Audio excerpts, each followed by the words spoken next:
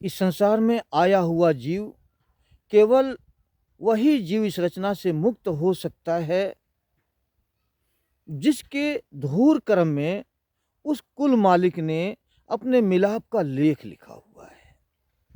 जिस व्यक्ति ने अपने पूर्व जन्मों के संस्कार में भक्ति की और जो कि अपने गुनाहों की मैल साफ नहीं कर सका, वही व्यक्ति आज पुनः संसार में दोबारा आना पड़ा।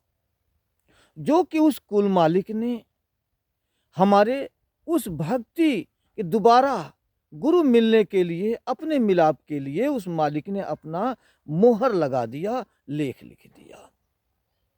जो कि वही हम आज संसार में दोबारा आए हैं।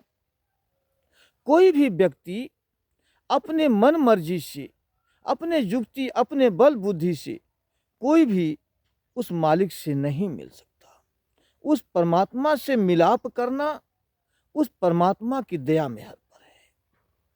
उस प्रभु के हुक्म से की हुई रचना और ये भेजे हुए सारे जीव उस मालिक की दया पर ही निर्भर करता है कि परमात्मा से मिलाप हो सके। इसीलिए वह परमात्मा हमें अपने प्रेम का रंग हमारे ऊपर चढ़ाता है। जैसे कोई जौहरी जो हीरा की पहचान रखता है, जो तमाम कंकड़ पत्थर में पड़ा हुआ हीरे की पहचान करके और वो निकाल कर बाजार में लाता है, जिसके लाखों करोड़ों रुपए उसके दाम आके जाने जाते हैं। ठीक उसी प्रकार से वह परमात्मा संसार के भीड़ से निकालकर उसकी पहचान करके और वो परमात्मा हमारे ऊपर प्रेम का रंग चढ़ा देता है। प्रेम तो हम सब संसार के सभी जीव करते हैं। प्रेम करना तो एक आत्मा का कशिश है। बगैर प्रेम किए कोई तो संसार में रह ही नहीं सकता। कोई बेटे बेटियों से प्रेम करता है, कोई धन धाम से प्यार करता है, कोई जाति मजहब से करता है, कोई धर्मों से करता है, कोई मुल्क से करता है, कोई मान बड़ाई से प्रेम करता है। प्रेम तो सभी करते हैं, पर जो जितने संसार के प्रेम ये जो हैं, संसारिक पदार्थ के जो प्रेम हैं, वो हमें संसार से बांध कर रखते हैं। हमारा सच्चा प्रेम उस परमात्मा का प्यार और प्रेम है। जो कि परमात्मा स्वतः जो प्रेम करता है, वही प्रेम हमारे मुक्ति का एक साधन व जरिया बनता है। जब प्रेम वो परमात्मा हमारे पे करता है, तो हमारी आत्मा को परमात्मा की एक ताकत मिल जाती है। जैसे कोई व्यक्ति पतंग उड़ाता हो और पतंग आकाश में उड़ रही हो, जो कि पतंग कभी दाएं, कभी बाएं, कभी ऊपर, कभी नीचे की तरफ, चारों तरफ झकोरे मारती है। अंत में जब पतंग दाएं बाएं उठती है, जब पतंग उड़ाने वाला डोर को ढीला करता है और उसका रुख ऊपर की तरफ होता है और ऊपर की तरफ वो अपना बैलेंस बनाकर रहने लग जाती है, तो अब धीरे धीरे पतंग उड़ाने वाला डोरी को खींचता है और पतंग को उड़ाकर अपने हाथ में ले लेता है। ठीक इसी प्रकार से जब हमारे ऊपर प्रेम का रंग चढ़ जाता है, तो जो हमारे साथ जो मन जो लगा हुआ है, वो प्रेम, परमात्मा का प्रेम मन के ऊपर चढ़ जाता है। क्योंकि मन ही संसार में हमें फंसा कर रख रहा है। आत्मा तो पहले से ही सचेत और विवेकवान है, पर मन के चंगुल में फंसकर मन के अधीन हुई पड़ी है।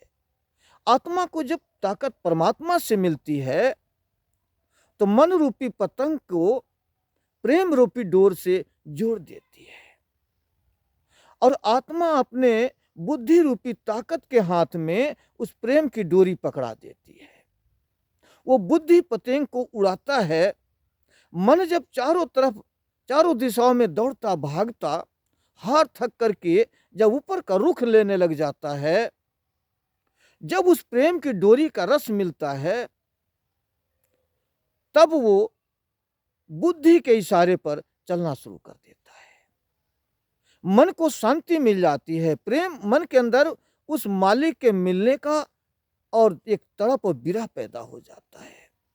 संसार में हर पदार्थों का घूमकर चारों तरफ चल के और ये अपने को अस्थाई कर लेता है कि कुछ भी यहाँ से अस्थाई रूप नहीं है। मन को ये नहीं पता है कि संसार विनाश हो जाने वाला है या सब कोई हमारे साथ नहीं जाने वाला। तो इसलिए मन को संसार में भ्रमित होकर चारों तरफ दौड़ता भागता है, मगर कहीं न शांति नहीं मिलती है। और जब मालिक का प्रेम के जब रंग में आता है, तब उसको मन को शांति मिल जाती है। तो मन को शांति मिला तो मालिक के प्रेम से, मालिक के शौक से, मालिक के प्यार से। जब मालिक का प्यार का रंग जब मन पे चढ़ जाता है, तो मन के अंदर एक ऐसा विरह तड़प पैदा हो जाता है कि मालिक तक हम कैसे पहुंच सकें, अपने देश हम कैसे पहुंच सकें। इधर आत्मा के अंदर भी वो मालिक की कशिश होती है। तो आत्मा और मन दोनों ही परमात्मा की तरफ बढ़ने का एक मार्ग तय करते हैं, जो कि मालिक से मिलना चाहते हैं। जैसा कि कोई प्रेमी उस परमात्मा का प्रेम में आकर परमात्मा का ही रूप बनना चाहता है, उसी तरह से मन और आत्मा दोनों प्रेम में आकर इतना प्यार, प्रेम और शौक पैदा हो जाता है कि मालिक से कब हम मिल सकें। इसलिए वो मालिक के प्रेम में आकर जो मालिक के प्यारे हैं, जो संत महात्मा हैं, ऑटोमेटिक संत महात्माओं से प्रेम हो जाता है, लगाव हो जाता है, उनके विचार सुनने लग जाते हैं। वो कुल मालिक जब देखता है कि ये जीव चारों तरफ से ठोकरें खाकर अब सिर्फ हमारे शरण में ही आने की इच्छा इसकी रह गई है, तब वो परमात्मा अपने में मिलाने के लिए पूरे संत जो होते हैं, संतों महात्माओं के सत्संग में जीव को डाल देता है, पूरे संत से मिलाप करवा देता है। और जीव संतों के विचारों को सुनता है, उनके विचारों पर चलता है और सत्संग में जाकर के सत्संग सुनता है, उनके विचार ग्रहण करता है।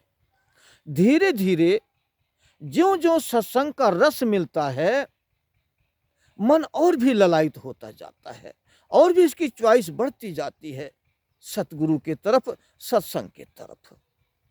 सत्संग दो प्रकार के होते हैं, एक बाहरी सत्संग और दूसरा आंतरिक सत्संग। बाहरी सत्संग ही आंतरिक सत्संग का संबंध जोड़ता है। तो बाहरी सत्संग क्या है? जहां पर राजा महाराजाओं की कथा कहानियां होती हों, संसार के पदार्थों के मिलने के जहां मार्ग बताया जाता हो, जहां गीता भागवत वेद पुराण पढ़ने पढ़ाने का सिखाया जाता हो, यह सत्संग नहीं। सत्संग क्या चीज है? गुरु नानक साहब जी ने कहा कि सत्संगत कैसी जानिए, जिथो एक को नाम पखाड़िए।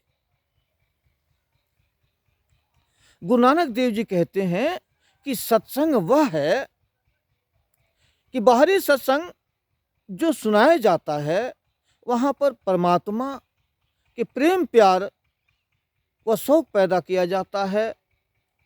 आत्मा परमात्मा के बीच में रुकावटें क्या हैं, वो रुकावटें दूर कैसे होंगी, हमारी आत्मा कहाँ से आई और कहाँ इसको जाना है।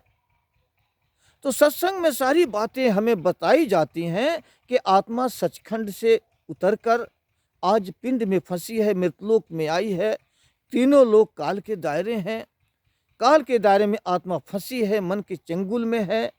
और मन व काल के दायरे से आत्मा कब निकलेगी? जब सतगुरु की शरण पाएगी। तो ये जहाँ पर मालिक का, उस एक परमात्मा का जहाँ गुणों का बयान किया जाता हो, उसके मिलने की युक्ति बताई जाती हो, जहाँ प्रेम प्यार और शौक पैदा किया जाता हो, ये बाहरी सत्संग है। और जब बाहरी सत्संग जब मिल जाता है तो आंतरिक सत्संग का भेद सतगुरु बताते हैं कि आंतरिक सत्संग वो है कि सत्य का संग करना, यानी जो व्यक्ति उस सत्य से संग करेगा, जो अपनी सूरत को शब्द के साथ जोड़े, अंदर में अभ्यास करे, वो आंतरिक सत्संग है। जब जीव सत्संग में जाकर सत्संग का रस लेता है, संसार के क्या रचना है, क्यों बनाया गया है, और सत्संग से वाकिफ होता है, तब ये एक उल्लास, सत्संग से ये सीख मिलता है कि हमें अपने जीवन में सद्गुरु को पाने के लिए, सद्गुरु के शरण में जाने के लिए हमें सेवा और करनी में आना चाहिए। तो सेवा और करनी क्या है, जो कि जिसका खुलासा हम अगली वीडियो में करेंगे।